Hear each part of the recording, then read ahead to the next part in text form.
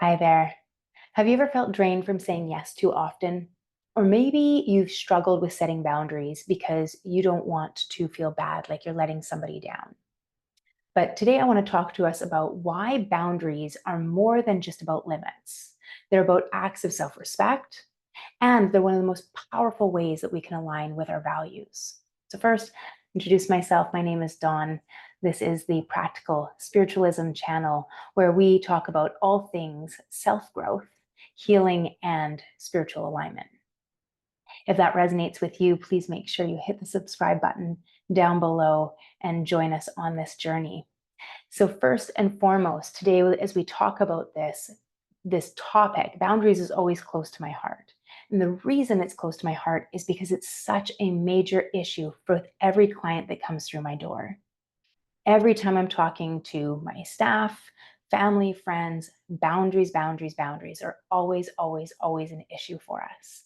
So, first, I need us to understand that boundaries are about self respect. And that is really, really important. How we treat ourselves, how we see ourselves as worthy, is how we set the limits for other people. So, when we take a look at it, boundaries are one of the most empowering choices that we can make. So, it's not only about protecting our energy and our time, but it also helps us create authentic relationships with ourselves, with our friends, with our coworkers, with our spouses, with our children, with everybody as a whole. And one of the things about boundaries that we need to explore is how they're essential to creating a life that aligns with our values. So, our values are how we decide what is right and what is wrong, how we're going to judge life in the world around us. And that is how we start to create authentic relationships. I'm going to create a boundaries worksheet, which we'll put onto my website as a resource, and you can grab it from there and take a look at it, specifically boundaries around sovereignty. I'd probably stick it under the blog for you guys for now until we put it under the resources. So, boundaries, often misunderstood, often thought up as walls that keep people out. And we see this a lot when we're like, you're crossing my boundary, you can't come into my room. Very typical. They are not commands or demands. They are very much about creating a limit or a line. So I think of them as a fence. I love a great visual. So for me, boundaries are like fences. And the first fence line goes around our entire property. And then we start to have smaller corrals or smaller fenced in areas, like you would fence in a vegetable garden, and you create fences around one of our values, what is important to us. And those fences are not solid. So they're like split rail. You can see through them, easy enough to jump over, crawl under, climb through. They're there to say, this is where I begin and where you end. So here's my line. And some people we're going to let lean over or climb over the fence, one, two, three of them. Some we're not going to allow it at all. And it's important, part of that is what is the intention behind it. For the most part, we want to stick these up so that we have an idea of like, wait a minute, this is where I begin. What is my choice? And that's super important because one of the laws of co creation is the law of accountability. And we are accountable for ourselves. So when somebody crosses our limit, we have to ask ourselves, did I set it? Did I say it? And am I holding it? Or did I allow them this behavior and now I'm upset with it, which often comes across as passive aggressive reactions. So taking a look at that. When we set boundaries, we're not just keeping things out, we're actually making space. So, again, if we take a look at that visual, we're making space in our life for what matters. So, those boundaries come out there so that we have the space in here to keep what's important to us. So, those things can include space for peace, space for showing up fully, and space for our own authentic selves. When we set a boundary, we're sending a message to ourselves and others. I value myself, I value my energy, and I value my well being. And again, those values become important. When I started this work 13 years ago, I wasn't sure what my values were. And when I first started really playing into values, thanks to Brene Brown and her book, Dare to Lead, I really thought my boundaries, my three core boundaries were freedom, courage, and wholeheartedness. And then as time went on, I realized that actually one of my core values is respect. And respect goes in every single direction. And often when I'm most triggered, it is feeling disrespected or a lack of respect that are my big ones.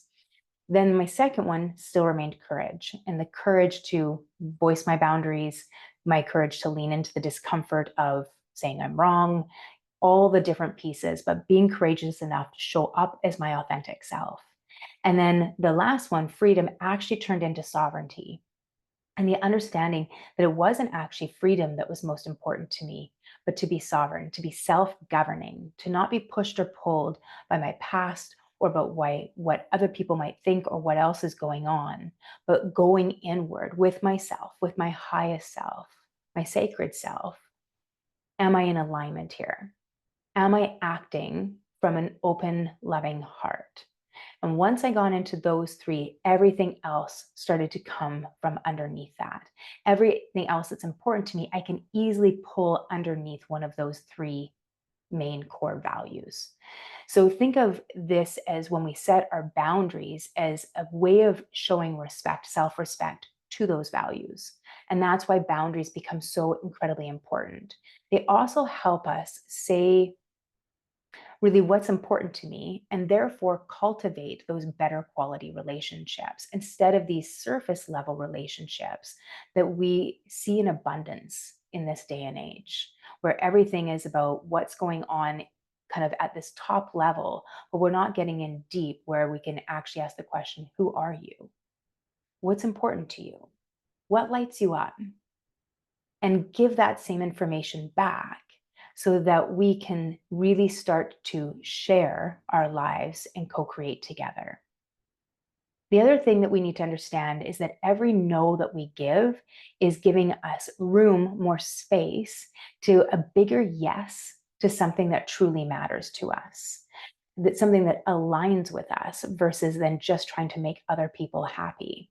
For example, if you have a friend that often expects you to be available at a moment's notice, it's really a lack of respect for your time.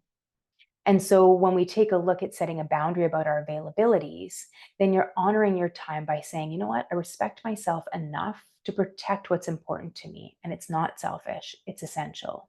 There's nothing wrong with me having plans and not waiting for somebody thinking I'm secondary to anything else that's important to them.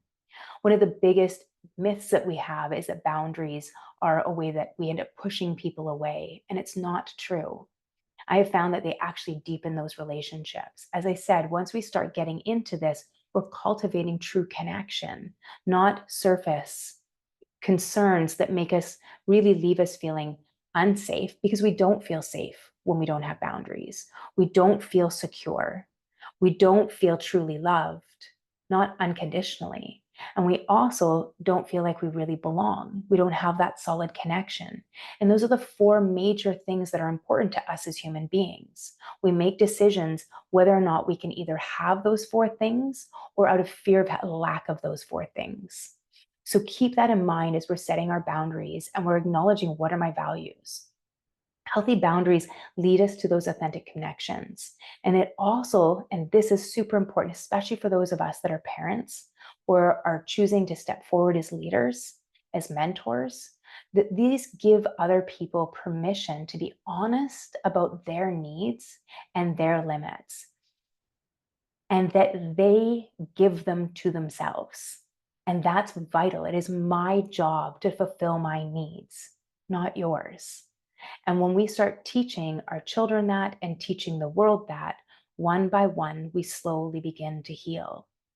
So keeping that in context, that we are allowing for our heart to make meaningful connection. So now let's talk about how to get started with our boundaries. So here's a few simple steps that we can get into. So first, notice your energy drains. Pay attention to situations, people, and commitments that leave you feeling depleted. You know them. They're the people where you're like, ugh, here we go. And then you shake it off and you put on a smile and you go in anyways. Some of those people are going to be necessary because we don't often have a say as to who's around us when it comes to work, that sort of thing. But we can define those boundaries even within those places. What's acceptable to say to me, what's not, where I'm going to give, when I'm going to step back and not be part of something. Defining our non negotiables. So reflect on what truly matters to you. So, again, what values do you need to protect? For me, it was respect, courage, and self sovereignty. And so, one of my big ones is when somebody tries to gaslight me. I'm always shocked when it happens. I ask straight out, "Are you trying to gaslight me?" And then I laugh and I say, "No." And then I leave, or I hang up the phone, or I move on. It's just a hard no. It's disrespectful. I show courage by saying something and owning my own value.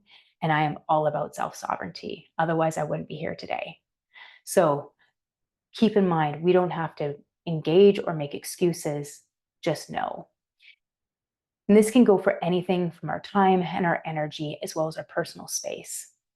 Our third one is communicate kindly and clearly. Now, obviously, if we're dealing with somebody that is doing something like gaslighting, clear is really important. Clear is kind, unclear is unkind. So keep that in mind that when we don't communicate our values, even if it's out of fear, it's unclear and it's unkind. And it's super important for us to have these healthy conversations. So practice with somebody that you trust and love and finding ways to communicate and have these conversations. When setting them, there's no need to justify or over explain. You are valuable as is. So please keep that in mind. Simply communicate with clarity and with kindness. I'm not able to take on extra work right now, but I appreciate you for asking. Hard stop. Hard stop. No, by the way, is a complete sentence. So, fourth, honor your boundaries. This is a big one. Each time we hold a boundary, we're building self trust. Often, the thing that we desire and look for from somebody else is something we're not giving ourselves. Start with you. As we honor our boundaries, we are giving ourselves what we so incredibly desire and crave. So begin there. Reinforce your commitment to your own well being. It can be uncomfortable at first, but I promise you it does become easier, and it's really addicting when we start feeling that empowerment from a good and loving place. So I know setting boundaries can bring up guilt, and especially if you're used to prioritizing other people over yourself. But here's the truth I've learned. Honoring yourself is never selfish. And I know we hear that all the time, and it almost feels like a catchphrase.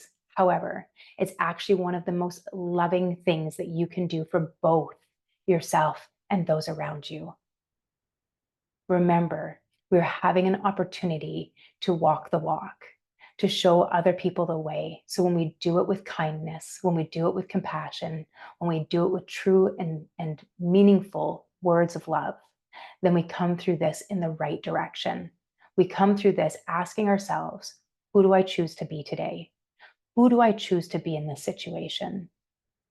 Start there when we begin with our communication, and that will help give us a solid foundation.